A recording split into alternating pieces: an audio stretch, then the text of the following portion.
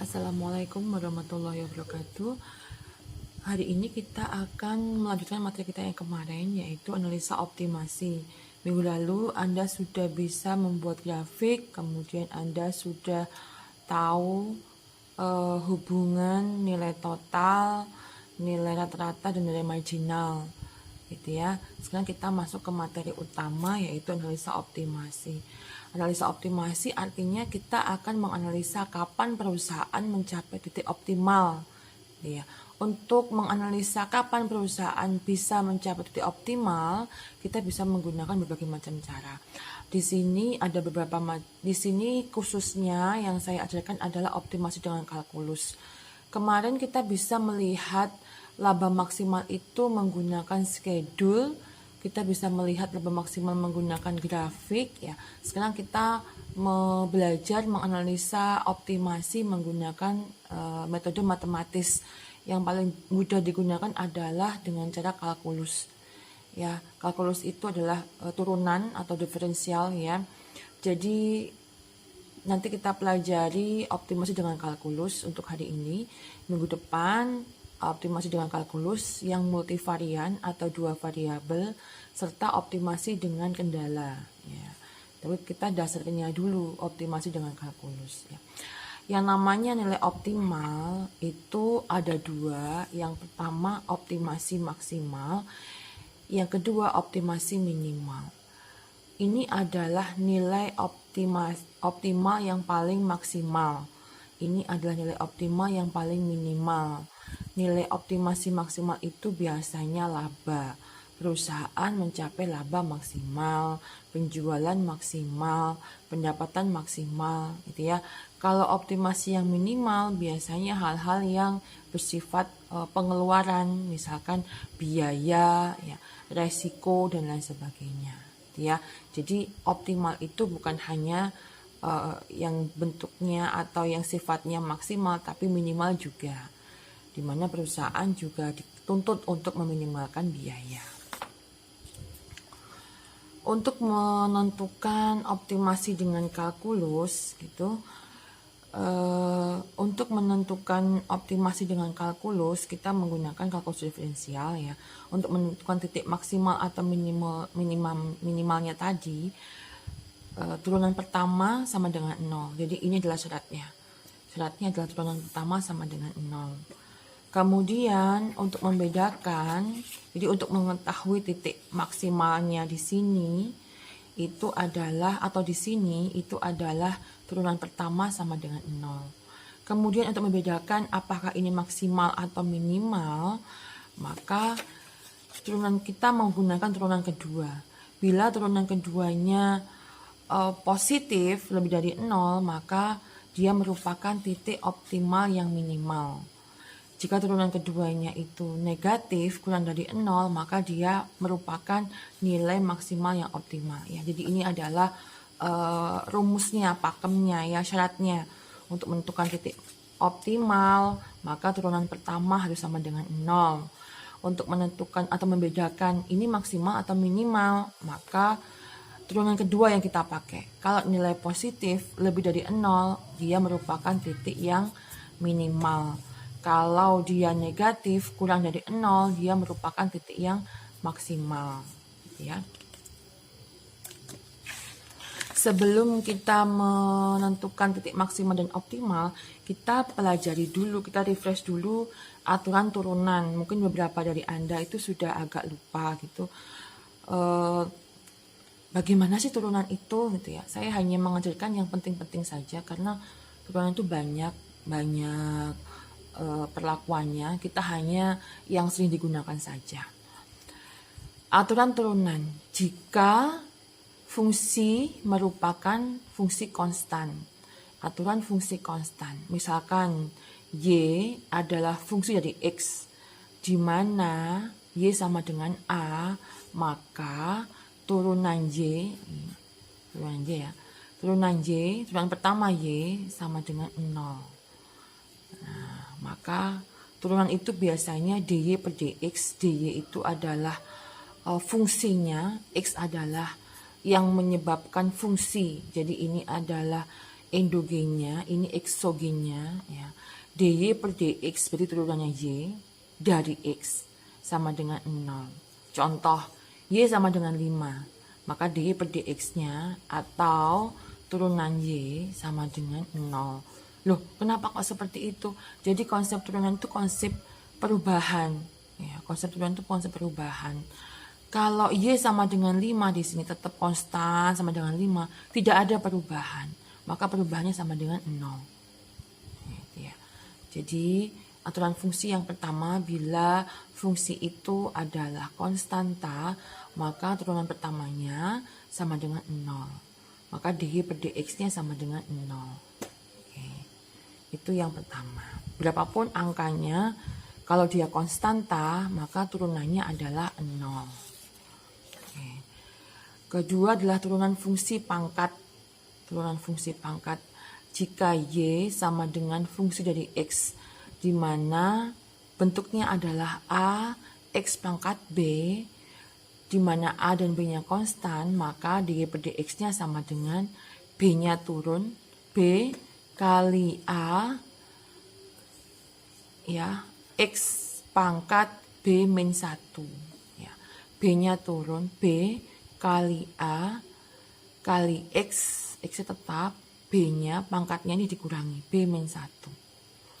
Contoh, misal y adalah fungsi dari x sama dengan 2x, maka dy per dx-nya sama dengan 2x itu sama dengan 2x pangkat 1. Satunya turun, oke, 2 tetap, oke, x 1 dikurangi 1, b min 1, 1 dikurangi 1. 1 kali 2 kali x pangkat 0 ya. Ini kali ini 2, x pangkat 0 itu adalah 1, maka 2x sama dengan turunannya dy per dx-nya sama dengan 2. Contoh yang kedua, y adalah fungsi dari x, di mana fungsinya adalah x kuadrat, maka turunannya dy per dx-nya 2-nya turun, x ini sama dengan 1x kali 1x pangkat 2 min 1 sama dengan 2x. Contoh lagi, misalkan y sama dengan 3x kuadrat, maka dy per dx sama dengan, ini kali ini 6 ya, x pangkat 1. Gampang ya. Jadi kalikan saja di sini ya. Lagi, misalkan y sama dengan ya, y sama dengan setengah x kuadrat, maka dy per dx sama dengan setengah kali 2, 1, x pangkat 2 kurangi 1 sama dengan 1. Jadi 1x pangkat 1 atau sama dengan x. Udah ya. Kemudian aturan fungsi yang kita pelajari lagi yang sering digunakan adalah aturan fungsi penjumlahan dan pengurangan. Jika ada dua buah fungsi, di mana ada fungsi u dan fungsi v, di mana y adalah penjumlahan dari fungsi u dan fungsi v, maka dy per dx-nya sama dengan turunannya y sama dengan turunannya u ditambah atau dikurangi turunannya v. Misal, y sama dengan 2x plus x kuadrat, dy per dx-nya adalah turunannya 2x. Turunan 2x berapa? 2. Ya, dan ditambah dengan turunannya x kuadrat 2x, jadi dy per dx-nya sama dengan 2 plus 2x. Lagi, misalkan y sama dengan 4x kuadrat plus 3x min 100, dy per dx-nya adalah turunannya ini kali ini 8x pangkat 2 min 1 pangkat 1 jadi 8x. Kemudian 3x ini karena x-nya ini pangkatnya 1, jadi 1 kurangi 1 sama dengan 0, jadi sama dengan 3. Min 100 ini adalah nilai konstan, maka ini nilainya 0. Sehingga fungsi ini turunannya adalah 8x tambah 3. Contoh lagi, misalkan y sama dengan 6x kuadrat min 100, maka dy per dx-nya sama dengan turunannya 6x kuadrat yaitu 12x min 100, 100-nya sama dengan 0. Jadi turunannya adalah 12x. Gitu ya. Jadi itu adalah aturan fungsi yang bisa kita pakai.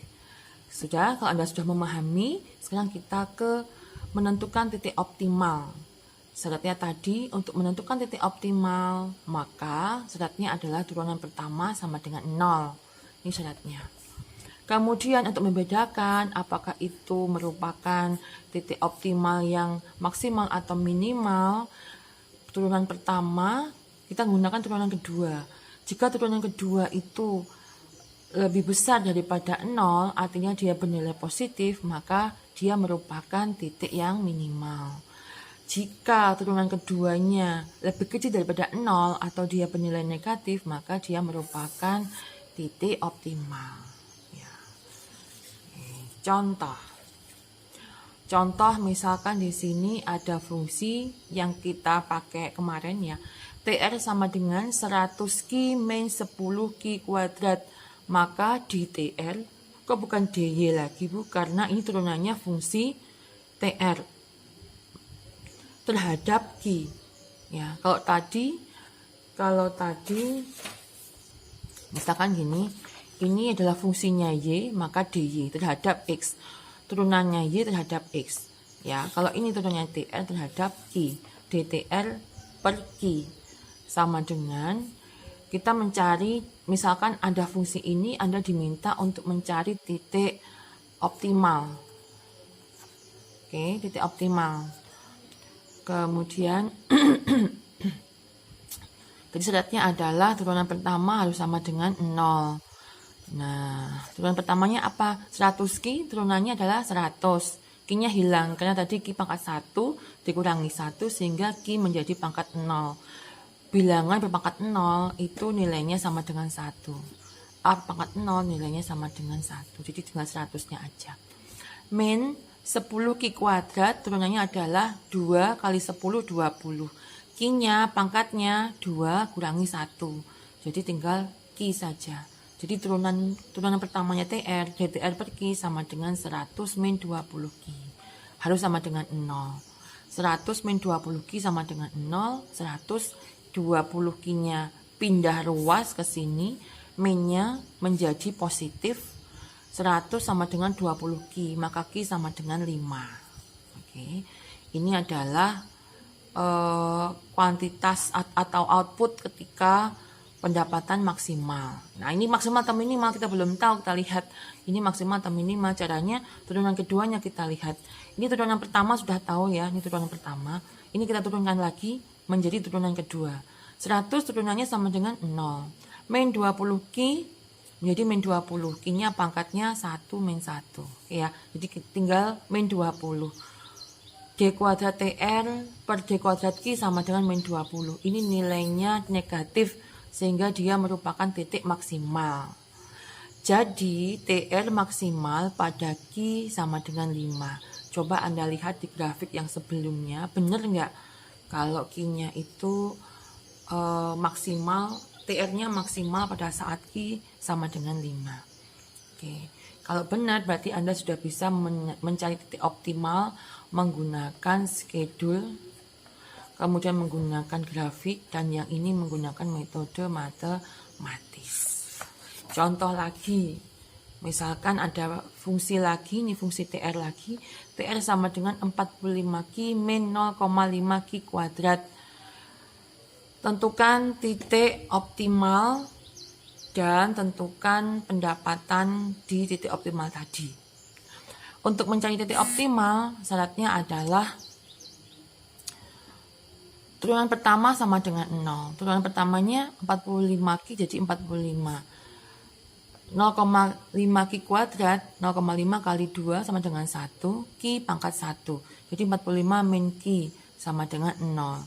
Min Q ininya pindah ruas jadi min 45, maka Q sama dengan 45. Jadi Q-nya yang optimal sama dengan 45.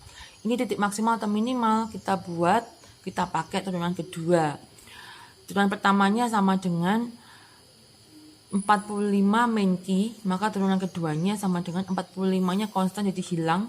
Min Q, ini min Q pangkat 1 ya, jadi satunya ke sini, 1. Q-nya pangkat 1 min 1, jadi Q-nya sama dengan 1, maka turunan kedua TR sama dengan min 1. min 1 ini bernilai negatif sehingga dia merupakan titik maksimal. TR akan maksimal pada Q sama dengan 45. Berapa TR-nya? Kita masukkan. TR sama dengan Q-nya kita masukkan ke dalam rumus. Jadi 45 kali 45 ditambah 0,5 kali 45 kuadrat. Itu adalah nilai TR-nya.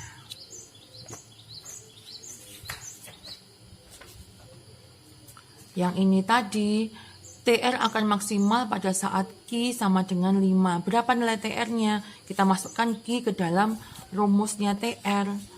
Maka TR sama dengan 100 kali 5 min 10, 5 kuadrat. Ya. Ini 500 min 25, 250 sama dengan 250. Coba Anda cek betul apa enggak. Ya. Nah, tadi kita sudah bisa mencari pendapatan maksimal. Dengan cara yang sama, Anda bisa mencari biaya maksimal. Ya, sekarang untuk lebih memperdalam analisa kita mencoba mencari laba maksimal. Karena memang laba itulah yang dicari oleh perusahaan ya. TR, misalkan ada fungsi TR sama dengan 45Q min 0,5Q kuadrat. TC sama dengan Q pangkat 3 min 8Q kuadrat ditambah 57Q tambah 2. Ya, ini adalah persamaannya. Tentukan laba maksimal. Laba, rumusnya laba adalah TR min TC. Laba itu kan badi ya.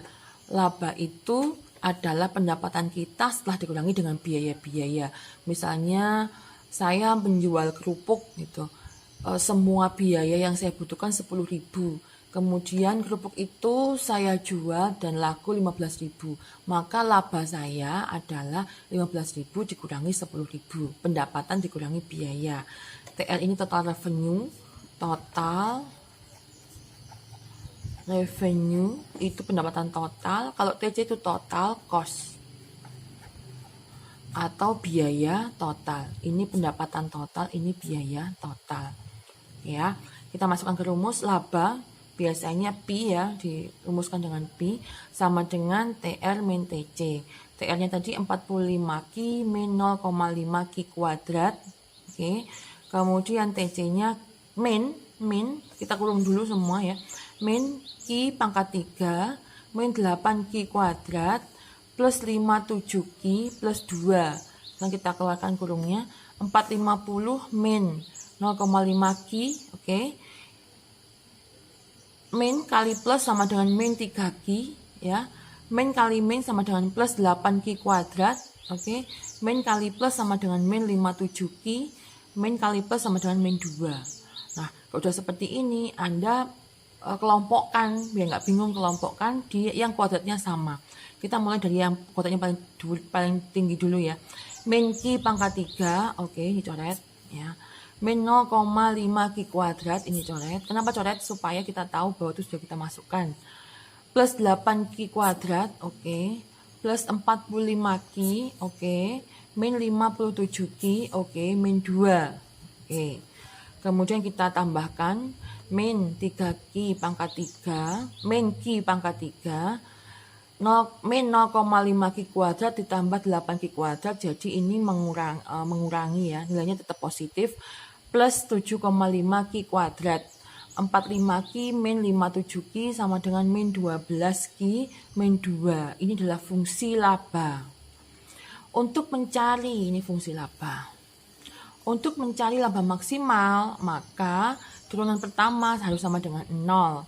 Kalau fungsi labanya min Q pangkat 3 plus 7,5Q kuadrat min 12Q min 2, maka laba turunan pertama sama dengan, ini kita turunkan, min 3Q kuadrat, oke ya. Ini sama ini 15Q, oke ya. Ini 12Q, ini konstanta jadi 0. Oke, ini adalah turunan pertama. Ternyata Q-nya ada kuadrat, maka kita harus faktorisasi. Faktorisasi itu kita mencari faktor dari persamaan ini.